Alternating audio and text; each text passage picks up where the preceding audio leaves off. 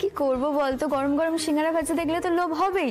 আর কাল যখন বাচ্চা স্যার আমাকে বলেছিল এদিকে অ্যাসাইনমেন্টের কথা, আমি তখনই ভেবে রেখেছিলাম। আর তোদের পাড়ার পল্টুদার দোকানে সিঙ্গারাটা কিন্তু দারুণ করে। এমনিতে মেয়েটার ধ্যাত চামচ শেষ নেই, তবে আজ এরা ভালো কাজ করেছে, জিলিপি সিঙ্গারা এনেছে। এই মঙ্গলা, বাটি বাটি যাচ্ছে নিয়ে এত খাবে খেতে দে। রুচিরার গলা পেয়ে আমি আবার চা বসালাম। গরম গরম সিঙ্গারার সাথে গরম গরম চা না হলে জমে নাকি?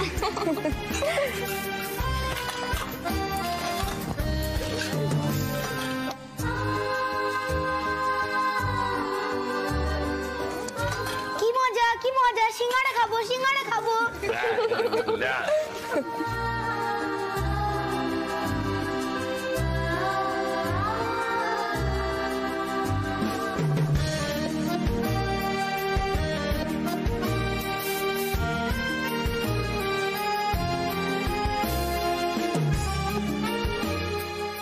মা, আমাকে আর একটা সিঙ্গারা দাও না, একটা জিলিপিও দিও। ও মা চনু, তুই তো কখনো সিঙ্গারা খেতে চাস না? বলিস তোর নাকি অম্বল হয়, আজ আবার হঠাৎ কি হলো তোর? খাই খাই তো, দেখো কেউ আমাদের কথা ভেবে ভালোবেসে নিয়ে এসছে, এই সিঙ্গারা খেলে অ্যাসিড হয় না।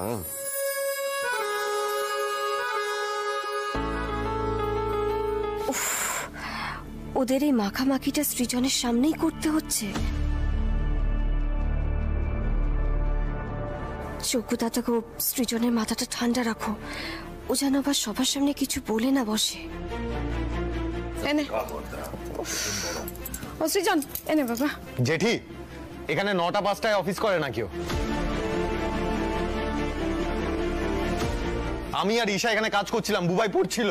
এখনই পিকনিকটা শুরু না করলে হতো না তোমার? খাবো না আমি।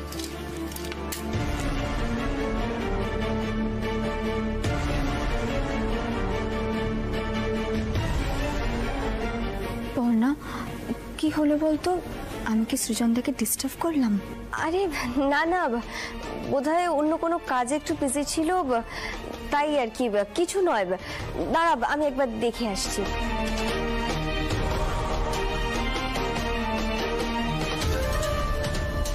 রুচিরা আসার পরেই সৃজনের মুডটা অফ হয়ে গেল কেন? কথাগুলো তো রুচিরাকেই মিন করে বলল মনে হয়। কেসটা কি? নতুন কিছু পেকেছে মনে হচ্ছে। যাই তো দেখি তো কি কেস।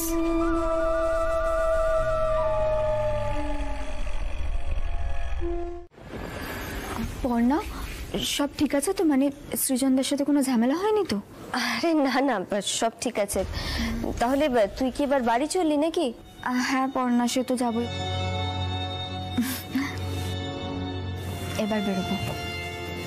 চলুন তাহলে এগিয়ে দিয়ে আসি। তাহলে তো খুব ভালোই হয়, চলুন। রুচি, বলছি আজকের দিনটা তুই একটু একা একা চলে যাবি প্লিজ। আসলে ওই চয়নের সাথে না আমার একটু দরকার আছে। আচ্ছা ঠিক আছে, আমি চলে যাচ্ছি তাহলে একাই। আসছি।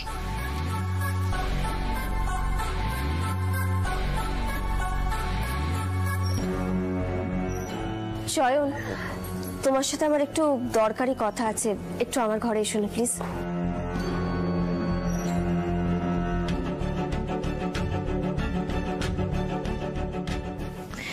চয়নকে কি কোনো বুদ্ধি দিতে গেল নাকি পর্ণা?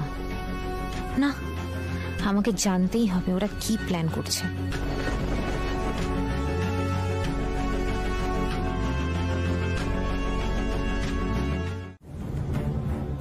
শোনো, চয়ন আর রুচিরাকে একেবারে রেড হ্যান্ডেড ধরতে হবে। আর এই পুরো বিষয়টার পেছনে যে পর্ণা আছে সেটাও ওদেরই পেট থেকে বার করতে হবে সকলের সামনে।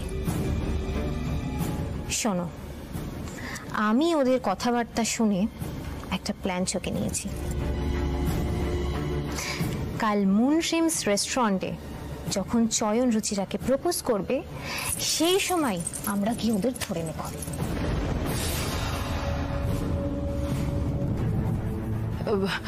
বলছি ঈশা, সবটা তো বুঝলাম, কিন্তু ওখানে বাবা মাকে কি বলে নিয়ে যাবো আমি? হ্যাঁ, আমার সব প্ল্যান ভাবা আছে, সেই নিয়ে তুমি এত চিন্তা করো না। এবার দেখি পর্ণা কিভাবে এই ধাক্কাটা সামলায়। এমন জোরে ধাক্কা মারবো ওকে যে কালই এই দত্ত বাড়ির বাইরে গিয়ে পড়বে।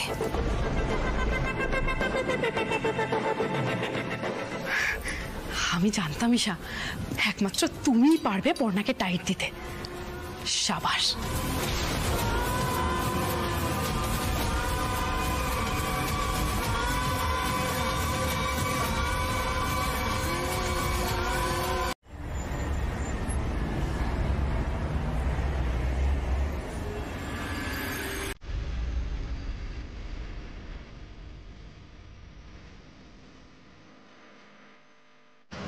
Ruchira, I love you.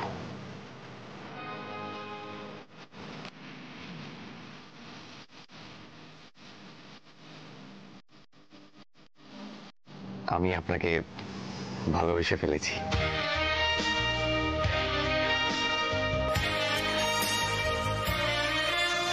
কিছু কিছু বলবেন না? স্বয়ং আপনিও সবার মতো? আমি ভেবেছিলাম আপনি সবার থেকে একটু আলাদা। আমি ভেবেছিলাম আপনার আর আমার মধ্যে একটা ভালো বন্ধুত্ব তৈরি হবে। বাহ স্বয়ং, আমি আপনার থেকে এটা আশা করিনি।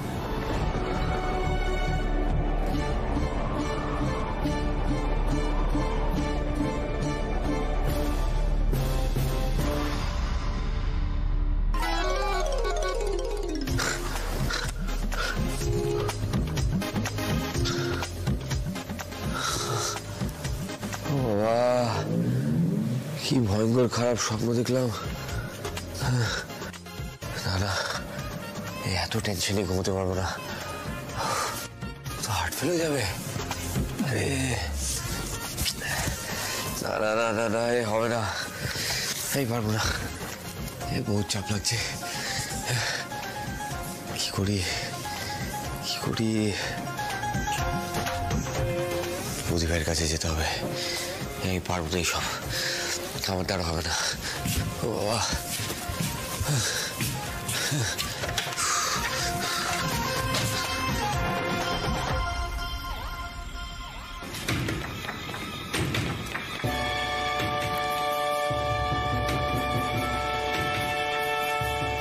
কি রাত 1টা বাজে, এত রাত্রে আবার কে এলো?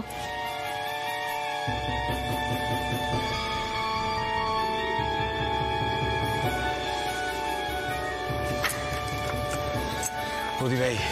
শোনো, এত রাত্রে তুমি এ করে কি করছো? তুমি ঘুমোওনি? আরে ঘুমোচ্ছিলাম বৌদি ভাই, কিন্তু এমন একটা বাজে জঘন্য স্বপ্ন দেখলাম না যে ঘুমটাই উড়ে গেল। কি স্বপ্ন? আরে বৌদি ভাই কি বলবো,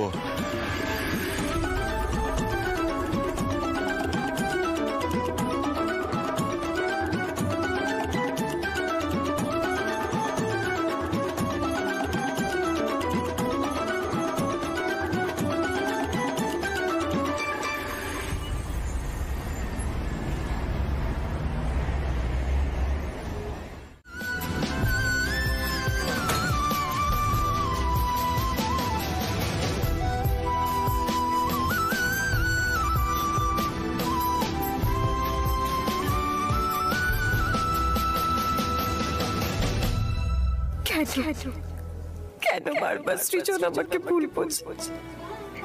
ওর এত অভিমান কিসের? আমি বারবার ওর কাছে ছুটে যাই, তবু ওর এত রাগ। এত কিছু হয়ে যায়, তারপরে ওর কষ্ট হয় না? ও কি কোনোদিনও মুখ ফুটে বলবে যে ও আমাকে ভালোবাসে? না না, আমি জানি ও বলবে না, তবু আশা করি। কিন্তু কেন কেন? আমি যে আত্মসম্মান নিয়ে এত পড়াই করি, সবাইকে আত্মসম্মান নিয়ে এত কিছু বলি, কিন্তু সৃজনের সামনে সে আত্মসম্মান আমার কোথায় যায়? যোগ্যতা তার কোথায় যায়? তবে কি এটাই ভালোবাসা? ভালোবাসা হলে বুঝি এমনটাই হয়? তাই হবে হয়তো। উপরে উপরে আমি যতই দেখাই যে আমি সৃজনের থেকে দূরে থেকে ভালো আছি, ঠিক আছে, কিন্তু মনটা যে কিছুতেই মানতে চায় না। মনে হয় বারবার ছুটে যাই ওর কাছে, কিন্তু সৃজন কি সেটা কোনোদিনও বুঝবে না যোগ্য দাদা, কোনোদিনও বুঝবে না।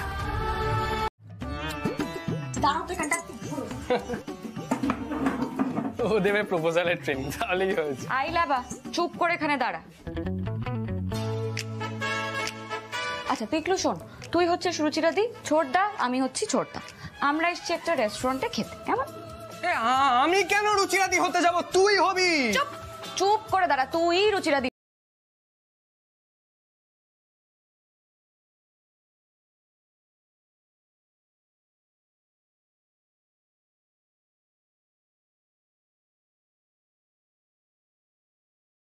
নাও প্রস্তুতি নাও, আসল ম্যাচ তো আমিই জিতবো।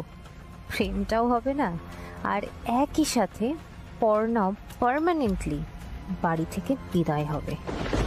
রুচিরা, আমি আপনাকে অনেকদিন ধরেই বলবো ভাবছি, আপনি হয়তো জানেনই, তবুও বলুন না।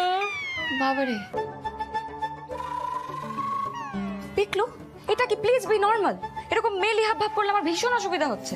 দেখেছিস দিদি, ও কি কেন এরকম বললো? ও তো বললো, আমি তো বললাম। আচ্ছা মাথা ঠান্ডা কর বাবা, তোরা দুজন এখন আবার ঝগড়া শুরু করে দিস না। পাটটা করে দেখা তোকে, চলকে যা ঠিক করে দাঁড়া দাঁড়া।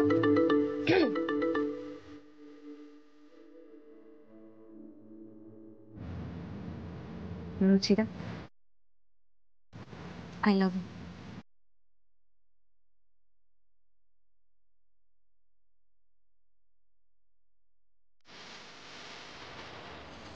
আপনি যবে থেকে আমার জীবনে এসেছেন না, আমার শয়নে, স্বপনে, ঘুমে, জাগরণে আমি শুধু আপনাকেই দেখছি।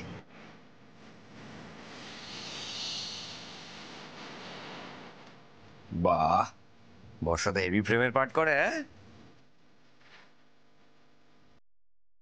রে দপ্তরের মেয়েগুলো অনেক বেশি স্মার্ট, ছেলেগুলো কোনো কম নেই।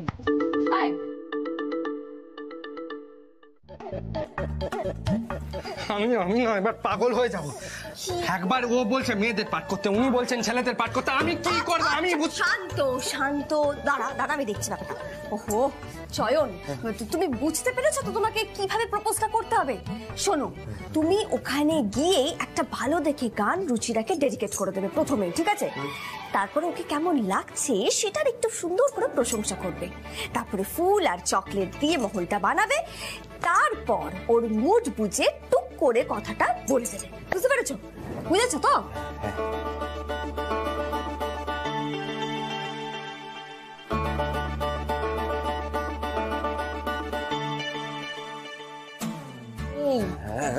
কোথায় ভাবতে ভাবতে চলে যাচ্ছ? আর দেরি করো না, দেরি করলে হবে না, বুঝতে পেরেছো? ছেলেদেরকে সবসময় প্রপোজ করার জন্য মেয়েদের আগে পৌঁছতে হয়। যদিও রুচিটা একটু টালা আছে, ও লেটেই পৌঁছবে, বাট তাও তুমি আগে যাবে। না না, আমি আগে যাবো, আমি আগে যাবো, আমি আগে যাবো। যুদ্ধে জিততে হবে কিন্তু আমাদের। ইয়েস ইয়েস, কি বলে আমার অগ্নি পরীক্ষা না? অগ্নি পরীক্ষা, অগ্নি পরীক্ষা। Okay okay, best of luck. All the best, all the best, all the best, all the best, all the best. চলো চলো, এসো এসো এসো। দেখলো, থ্যাংক ইউ ব্রাদার।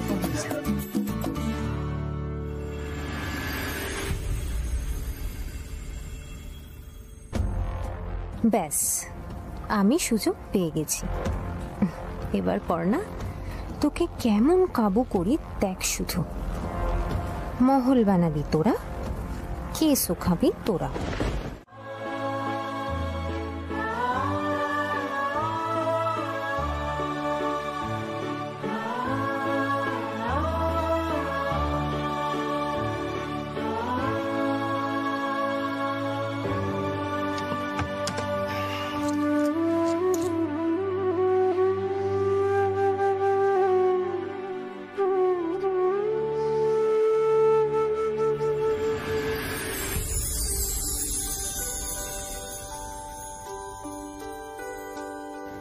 নাও, আজকে স্পেশাল রান্না, গরম গরম তাড়াতাড়ি খেয়ে নাও তো। জানো, আজকে না আমার অফিসে পার্টি ছিল একটা বড় রেস্টুরেন্টে। আমি সেই খাবার ফেলে বাড়িতে বসে তোমার হাতে করা কুমড়ো সেদ্ধ খাচ্ছি। ও মা, তো তুমি গেলে না কেন? ইচ্ছে করলো না। কেন? তুমি তো রেস্টুরেন্টে খেতে ভালোবাসো। বাসি তো, কিন্তু যবে থেকে তুমি আমার জীবনে এসেছো ঠিক তবে থেকে এই রেস্টুরেন্টে খেতে যাওয়া, তারপর সিনেমা দেখতে যাওয়া, এই সব কিছু আমি তোমার সাথে কাটাতে চাই। তুমি সাথে থাকলেই আমার ভালো লাগে। তাই এই স্পেশাল অকেশনগুলো তোমার জন্যই তোলা থাক। এই মোমেন্টগুলো আমি কারোর সাথে ভাগ করে নেব না।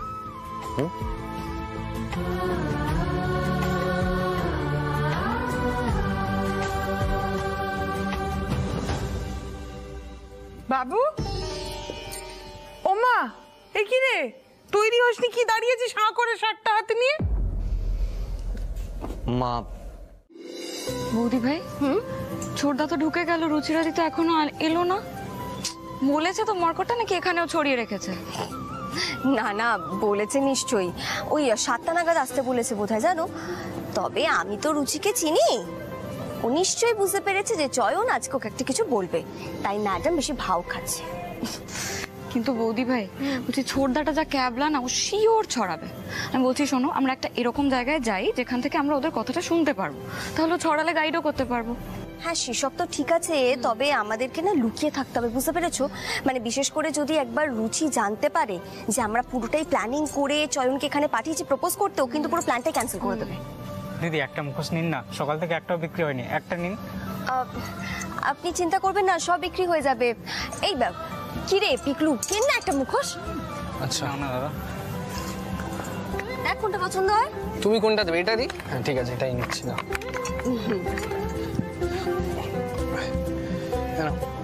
কিছু খেয়ে নিও।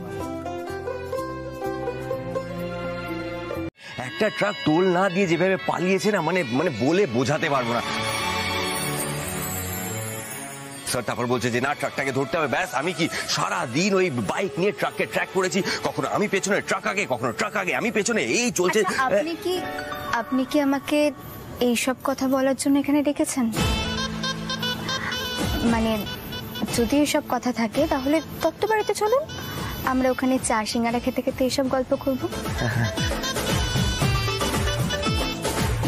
না না না না, মানে চাকরিটা না পেলে আমার যে কি হতো। আমি সব জানি চান, এইসব কথা বলার জন্য রেস্টুরেন্টে আসার কি খুব দরকার ছিল? না না, মানে আপনাকে কেন ডেকেছি, আপনাকে দারুণ লাগছে। আচ্ছা, এই কানের দুলটা তো আগে দেখিনি। তাই? হ্যাঁ। আপনি আমার কানের দুল লক্ষ্য করেন? তা সব মেয়েদেরই লক্ষ্য করেন নাকি শুধু আমার? তো সব সব সব মেয়েদের সব মেয়েদের সব মেয়েদের লক্ষ্য করি। আর কানের দুল নিয়ে আমার হেভি নলেজ, আরে দারুণ নলেজ। সব মেয়েদেরই লক্ষ্য করেন? সব সব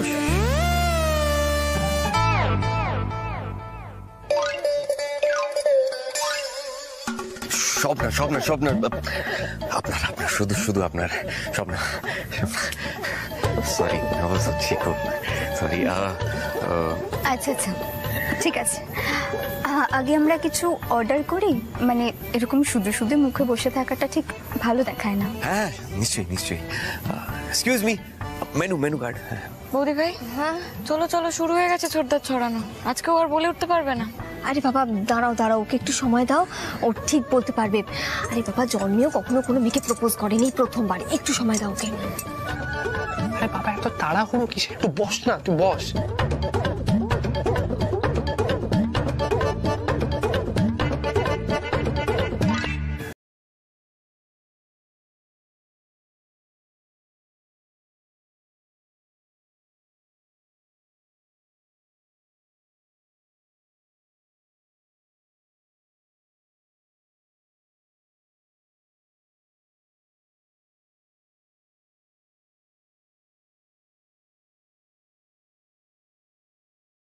খাবেন সেটা বলুন। না না, আপনি আপনি আরে আপনি বলুন না। আপনি আপনি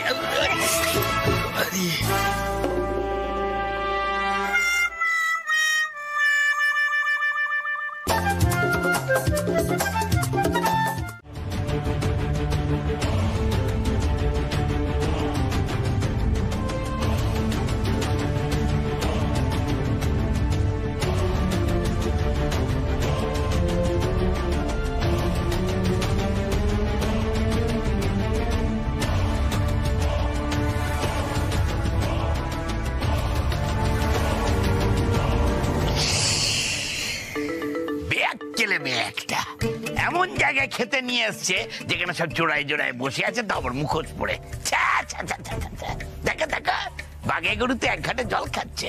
চাপকানো উচিত, বুঝেছ? চাপকানো উচিত সবকটাকে। বাবা সত্যি বাপ মায়েদেরকে কি শিক্ষা দিয়ে বড় করেছে কে জানে, এরকম জায়গায় আসে তোমার গা ঘিনঘিন করে, তাই না বদ্দি? সত্যিই তাই। ছি ছি ছি, ভাগ্য করে মুখোশের আইডিয়াটা বের করেছিল বৌদি ভাই, ভাগ্যে সবাই পড়ে নিয়েছিল, নইলে যে কি হতো। কিন্তু চয়ন এখন জেঠুকে দেখে ঘাবড়ে গিয়ে উল্টো পাল্টা না কিছু করে ফেলে, এটাই শুধু দেখবার। আচ্ছা ঈশা, তোমার কি কোনো কাণ্ডজ্ঞান নেই নাকি? তোমার মনে হলো এইরকম একটা জায়গায় আমাদের খুঁজে খুঁজে খাওয়াতে নিয়ে আসবে? এদের কোনো মান সম্মান আছে বাবা? মুখে মুখোশ পরে এখানে প্রেমের নামে অসভ্যতা করছে, আর এদের দেখে তো আমাদেরই মুখ লুকিয়ে রাখতে হচ্ছে। বুঝলি বড় খোকা, চনু যদি এসব করতো না, আর চাপকে পিঠে চামড়া তুলে দিতাম।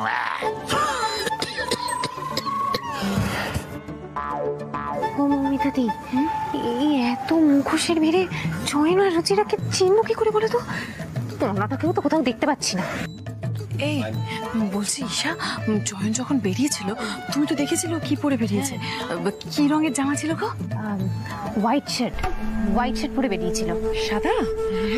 ঠিক বলেছো, কিন্তু এখানে তো সাদা জামা পরে, ওই দেখো ওই একটা সাদা জামা পরা।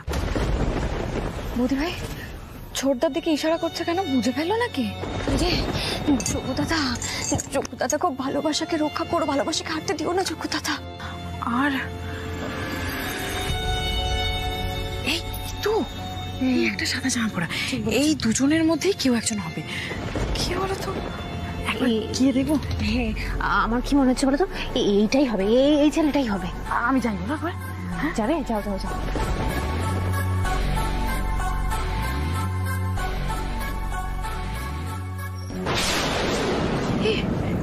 না না না না না, এটা হবে না বুঝলে। আমার কি মনে হচ্ছে বলো তো, এটা হবে। মেয়েটাকে দেখছো না কেমন শিরিঙ্গি টাইপের, এটাই হবে। অনেকদিন পরে বেশ জমিয়ে খেলাম। অন্যের পয়সায় খাওয়ার আনন্দই আলাদা, বুঝলে বড় বউ? জেঠু, ঈশার পয়সায় খেতে কিন্তু আরো বেশি ভালো লাগে। ঈশা আসলে এত বড় মনের মেয়ে না।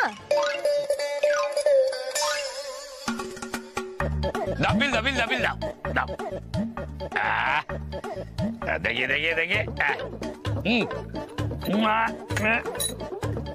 পয়সাটা দিয়ে দাও।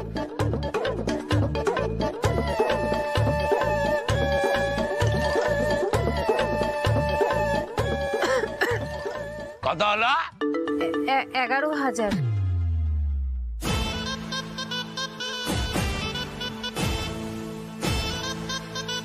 মোটে এত কিছু খাবার অর্ডার করলাম, তারপরেও তা বেশি টাকার বিল করিনি বল?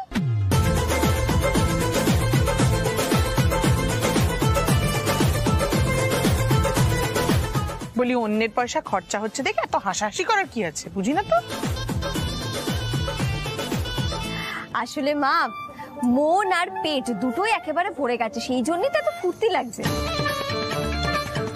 এই শাবাত, তোর কাছে টাকা আছে তো, নাকি আমি দেবো?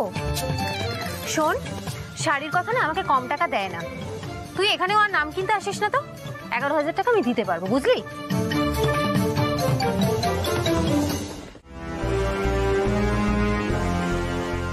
আপনার মা মানে তিনি তো আমারও মা। আপনার জ্যাঠা জেঠি দাদা বৌদি বোন সকলে তো আমার নিজেরই লোক। আর মাইনে তো লোকে নিজের লোকের উপরেই খরচ করে, তাই না? না না, তা বললে হয় নাকি? কেন নয়, সত্যি সৃজন, আপনি আমার ব্যাপারে এত কেয়ারিং। আমি নিজেকে খুব ফরচুনেট বলে মনে করি। এরকম বস কজনের ভাগ্যে জোটে বলুন? সত্যি, আপনি শুধু আমার বস নন, আপনি হলেন আমার বন্ধু।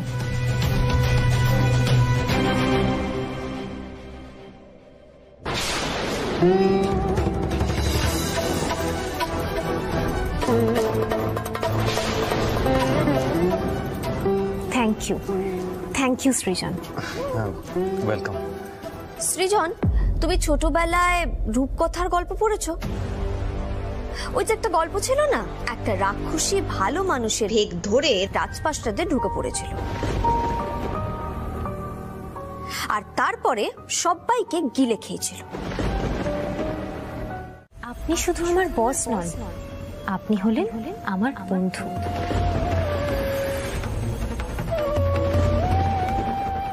আপনার ফ্যামিলি মানে তারা তো আমার নিজেরই লোক, তাই না? আপনি আমার ব্যাপারে এত কেয়ারিং। ঈশা, বড্ড বড় ভুল করলি তুই, বড্ড বড় ভুল করলি। আমি না তোর প্ল্যানিংটা ধরে ফেলেছি। তুই রুচি আর চয়নের সম্পর্কটা দিয়ে আমার আর সৃজনের মধ্যে দেওয়াল তুলতে চাইছিস তো? তোকে আমি কিছুতেই সাকসেসফুল হতে দেবো না, কিছুতেই না। সৃজনের হাত ধরা না, সৃজনের হাত ধরে তুই আমার মাথার তারটাই কেটে দিয়েছিস। বেশ, ঠিক আছে, আমিও রুচির আর চয়নের বিয়ে দেব। ওরা শুধুমাত্র প্রেম করবে না, রুচিকে এই দত্তবাড়ির বউ করে আমি এ বাড়িতে আনবই আনবো।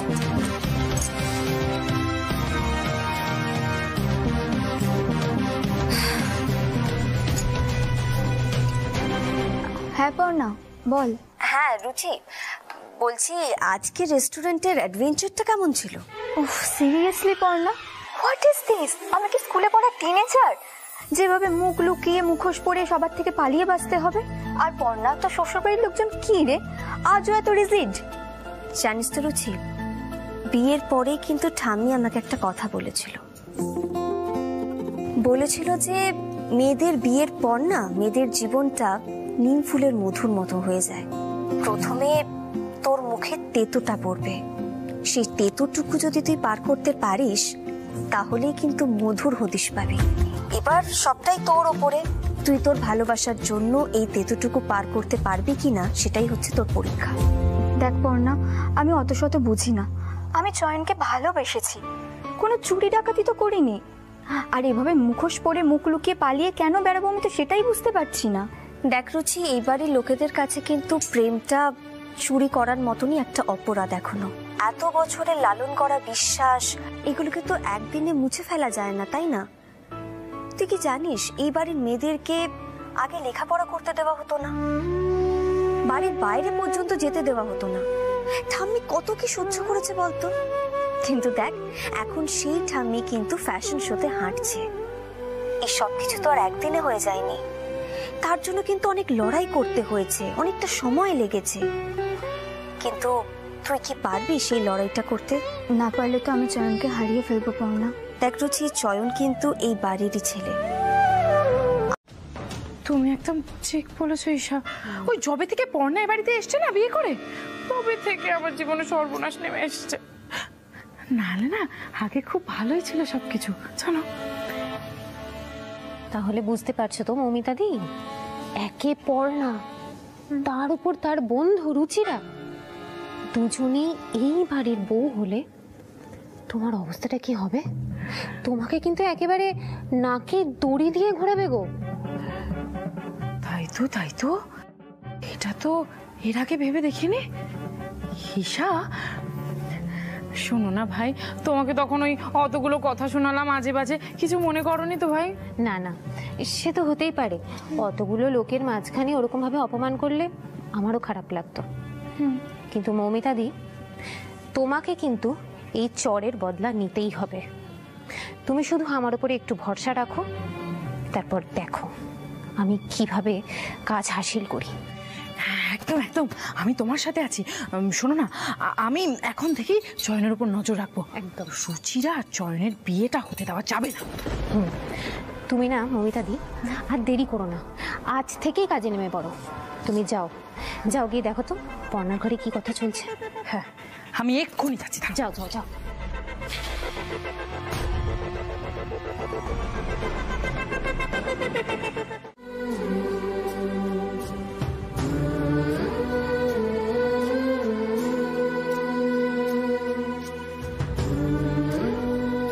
মা, আয় বাবু। সৃজা, বসো।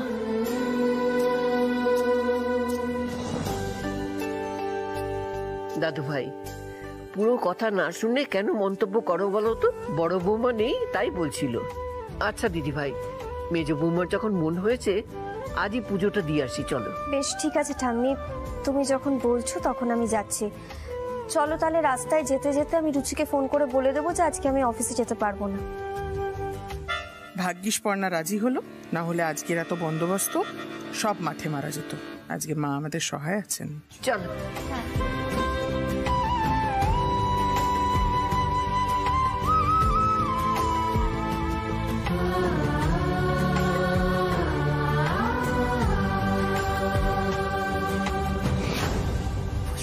শোনো না ঈশা, তোমার কথা মতো বাড়িটা তো ফাঁকা করে দিলাম, প্রথম কাজটা তো হয়ে গেল। বলো, পরের স্টেপটা তো আমার হাতে, বাকিটা মন্দিরে গিয়ে হবে। চলো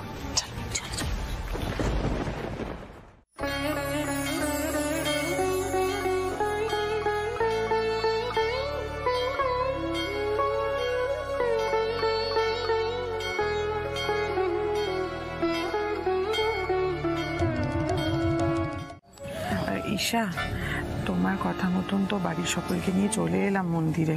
কাজটা হবে তো? কাকিমা, তুমি আমার উপর একটু ভরসা রাখো, আমি আছি তো।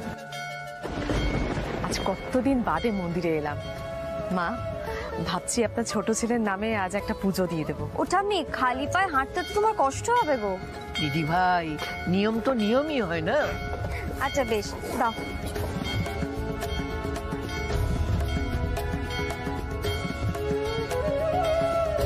এই যে দাদা।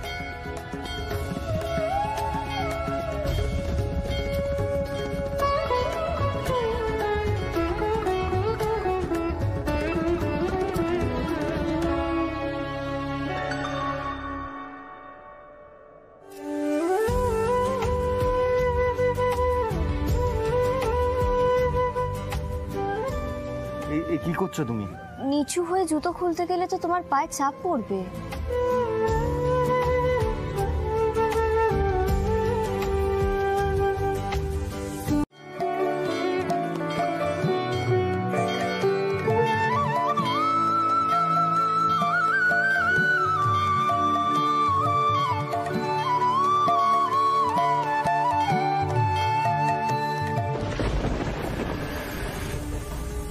দাদা, এই টোকেনটা রাখুন, আমার এই জুতোটা এই নাম্বারে একটু ঢুকিয়ে দিন না প্লিজ।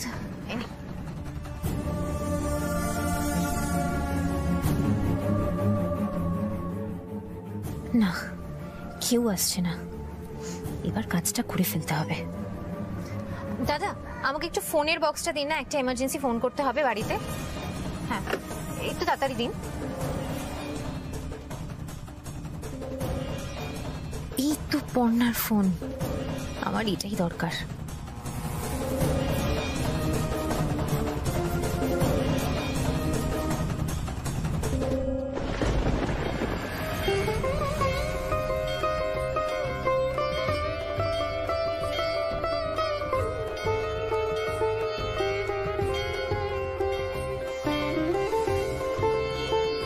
কি হলো, ডালার দিকে তাকিয়ে কি খুঁজছো? ওই 108টা জবা ফুলের মালা কিনলাম না ঠাকুরকে দেবো বলে, কিন্তু ওটা তো দেখতে পাচ্ছি না, বোধহয় দোকানেই ফেলে এসেছি। সারাক্ষণ খালি ছটফট করছে, আমার আর ভালো লাগে না। পুজোর দিকে কোনো মন আছে তোমার? অদ্ভুত তো, এতগুলো জিনিস এনেছে তার মধ্যে একটা ফেলে এসেছে, তাতে হয়েছেটা কি? পুজো দেওয়ার আগেই তো মনে পড়েছে, কোনো অসুবিধা তো হয়নি। যা দিদি ভাই, তাড়াতাড়ি নিয়ে আয় মালাটা। হ্যাঁ, বাবা, অন্যদিন একবারে কাজ করে উদ্ধার করে দিস। তোর কি এমন রাজকাজ আছে শুনি? না, এমনিতে সব কাজ হয়েই গেছে, এই উঠোনটা ঝাড় দেওয়া বাকি, আর ছোট দেয়ালে খেতে দিয়ে দেবো। ও এইটুকু সামান্য কাজ, তার জন্য এই বাড়িতে, ফাঁকা বাড়িতে তুই ভূতের মতো বসে থাকবি? কিন্তু ছোটদাকে, আরে বাবা, আমি তো আছি নাকি? চনু এলে আমি খাবারটুকু দিয়ে দিতে পারবো না? আরে রোজ রোজ তো ছুটি ছাড়া পাস না, আজ যখন বাড়িতে কেউ নেই তো যা, পালা। সত্যি ছুটি? তা আমি কি তোর সঙ্গে মস্করা করি নাকি? যাদিকে আজ একটা সিনেমা দেখে আমি টাকা দিচ্ছি। এটা নয়, ধর ধর।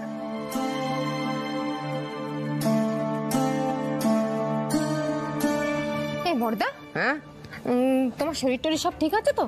আজ তোমার কি হলো বলো তো? হঠাৎ করে টাকা দিচ্ছ, ছুটি দিয়ে দিচ্ছ, ব্যাপারটা কি বলো তো?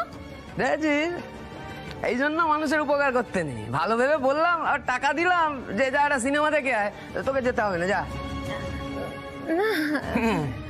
ইচ্ছে তো ষোলোখানা আছে সিনেমা দেখতে যাওয়ার।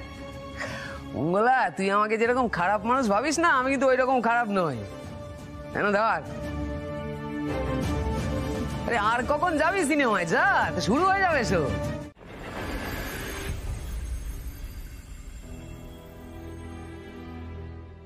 দাদা তুই এই সময়? আরে কি বলবি বলতো, বাবার এখন বয়স হচ্ছে না, সব গুলিয়ে ফেলে। বললাম যাওয়া, আরে এর মধ্যে খুব দরকারি কয়েকটা হিসেবপত্র লেখা ছিল, আজকে লাগতো, তাই খাতাটা নিতে আবার এক দূর আসতে হলো।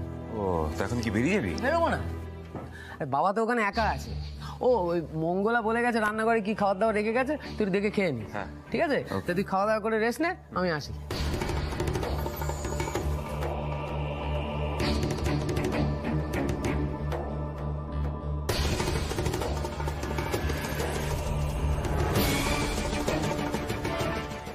উনিটা মনে হয় এতক্ষণে ফোনটা জমা রেখে দিয়েছে, ওর একটা মেসেজ করে রাখি।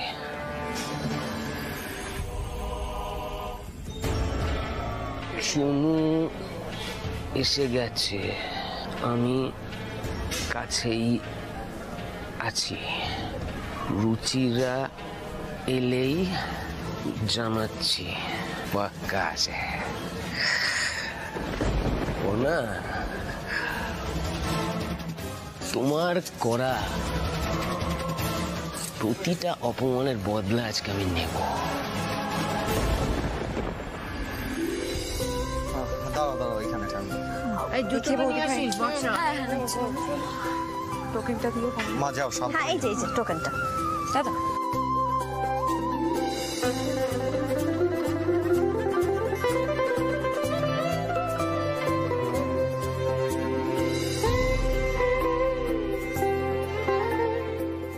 এই তো দেখো এখানে গরম গরম কচুরি ভাজছে, চল আমরা সবাই মিলে বরং পেট ভরে কচুরি খাই। চল। আচ্ছা আচ্ছা, সেই ভালো, যা কচুরি খেয়ে নে। এসো ঠাম্মি, বসো। আসুন আসুন, বসুন, একদম হাতে গরম কচুরি নিন, বসুন বসুন, হাতে গরম কচুরি খাবো।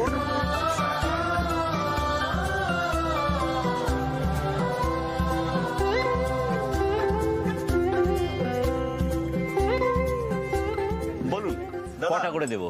বলছি সবাইকে না 3টে করে কচুরি দিই। না না দাদা, 3টে করে দেবেন না, 3টে করে দিলে শত্রুতা হয়, আপনি 4টে করে দিন। এই আমি খাবো না, আমি খাবো না। এই তাড়াতাড়ি হাত চালিয়ে না, হয়ে গেল, এতদিন পরে এত সুন্দর করে পুজো দিলাম না, মনটা একদম ভরে গেছে।